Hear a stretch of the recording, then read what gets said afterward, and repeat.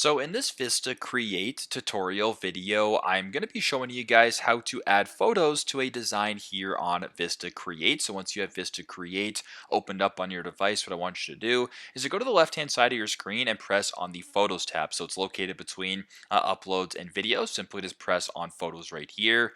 So by default, what it actually does is it gives you a whole bunch of different photos here. So you can go to the trending photos. You can also go to the search bar up here. And if you wanted to search up, let's just say, what's a good example? How about New York?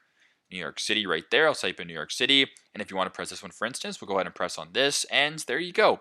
You can make the photo larger. You can edit the photo, whatever the case may be. It's completely up to you. But it's pretty straightforward, pretty simple. This is how to add photos to a design here on VistaCreate. Thanks again for watching and hope this video helps.